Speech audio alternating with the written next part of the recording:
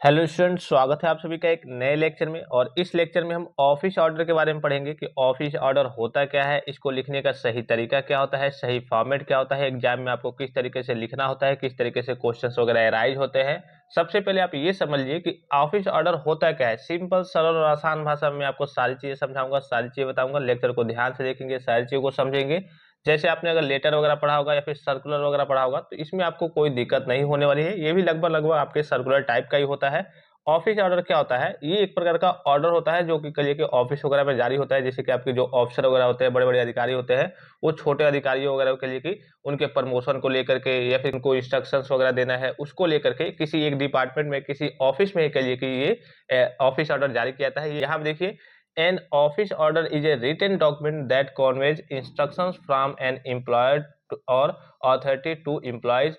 It can be used to communicate information about work related matters such as किस किस चीज के बारे में, जैसे छुट्टी वगैरह के बारे में, प्रमोशन वगैरह के बारे में, शिफ्ट चेंज हो गया उसके बारे में, छुट्टियों के बारे में, और वर्क डिस्ट्रीब्यूशन के बारे में कि हाँ ये काम ये करेंगे, ये काम ये करेंगे। इससे संबंध क्या होता है? आपका ऑफिस ऑर्डर जारी होता है, अर्थात ऑफिस पत्र जारी होता है। ठीक है, ऑफिस आदेश जारी होता है। एक तरीके से ये भी आपका लेटर और सर्कुलर टाइप का होता है। देखिए, कार्यालय आदेश एक लिखित दस्तावेज है जो नियोक्ता या प्राधिकारी से कर्मचारियों को निर्देश देता है। इसका उपयोग कार्य से संबंधित मामलों के बारे में जानकारी संप्रेषित करने के लिए किया जाता है, जैसे छुट्टी, पदोन्नति यानी कि प्रमोशन, शिफ्ट बदलाव, छुट्टी, कार्य वितरण आदि के बारे में के लिए कि आपका ऑफिस ऑर्डर जारी होता है। ऑफिस ऑर्डर का सीधा मतलब समझिए कि ऑफिस में जो ऑर्डर वगैरह जारी होता है किसी एम्प्लॉय के लिए कि हाँ आपका प्रमोशन हो गया है, या फिर किसी को निर्देश दिया जाता है, या फिर छुट्टी वगैरह है, इसके लिए कहिए कि कहिए कि ऑफिस ऑर्डर जारी हो गया, या फिर शिफ्ट वगैरह चेंज करना है, इसके रिगार्डिंग कहिए कि ऑफिस ने कहिए कि ऑर्डर दे दिया, ऑफिस ऑर्डर जारी हो गया। तो यही होता है आपका, ये भी एक तरीके से सर्कुलर और लेटर टाइप का ही होता है।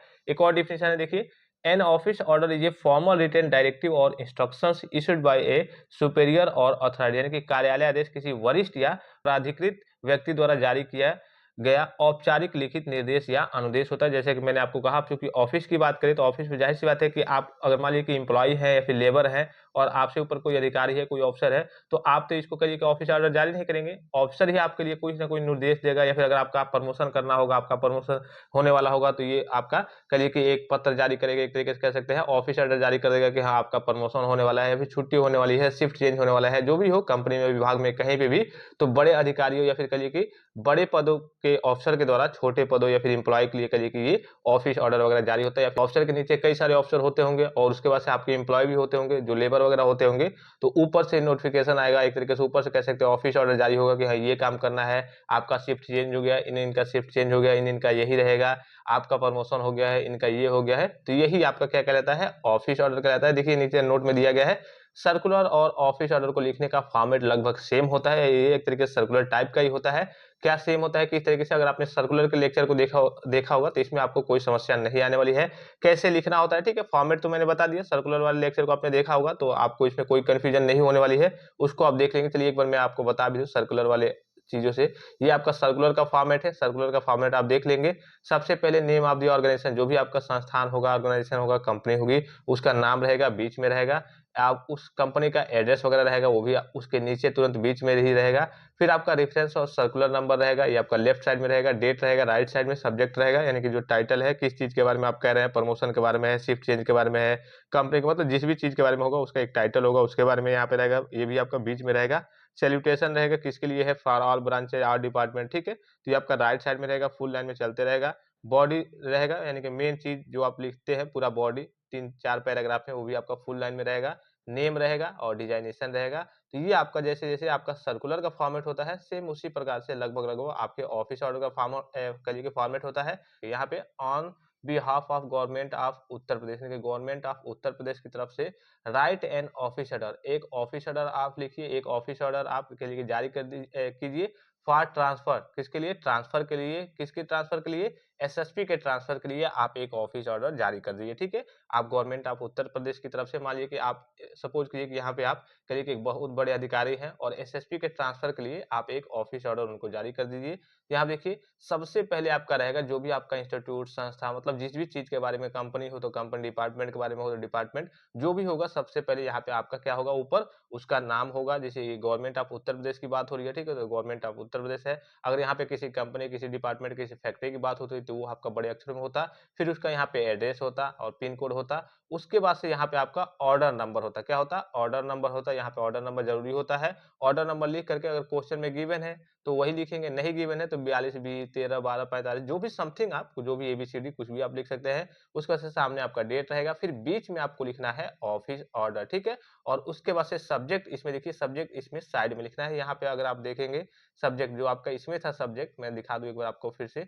यहाँ पे जो सब्जेक्ट था ये आपका कहाँ था? मिडिल मिडिल में था, ठीक है? लेकिन इसमें जो सब्जेक्ट रहता है यही एक छोटा सा बदलाव है। इसमें जो सब्जेक्ट रहता है वो आपका लेफ्ट साइड से स्टार्ट होता है और बीच में आपका होता है जो आपका ऑफिस ऑर्डर है वो आपका बीच में लिखा होता है। देखिए आप, ऑफिस ऑर्डर क्या लिखा है? बीच में लिखा है। और उसमें आपने देखा होगा सर्कुलर जो लिखा था वो आपका ऊपर लिखा था। यही 2 चेंजेज होते हैं। उसमें जो देखा होगा आपने सर्कुलर लिखा था वो यहाँ पे आपका सर्कुलर था, फिर ये स्टार्ट हुआ था और यहाँ पे आपका सब्जेक्ट था टाइटल था। इसमें क्या है कि इसमें आपका ऑफिस ऑर्डर यहाँ पे रहेगा, ये सारी चीजें लिखने के बाद, और आपका सब्जेक्ट यहाँ से स्टार्ट होगा। सब्जेक्ट किस चीज के बारे में, ऑफिस ऑर्डर किस चीज के बारे में बता रहे हैं, तो वो आपका रहेगा ट्रांसफर ऑफ एसएसपी के बारे में, सीनियर सुपरिटेंडेंट ऑफ पुलिस के ट्रांसफर के बारे में है, तो ये आप लिख देंगे जो भी आपका टाइटल होगा।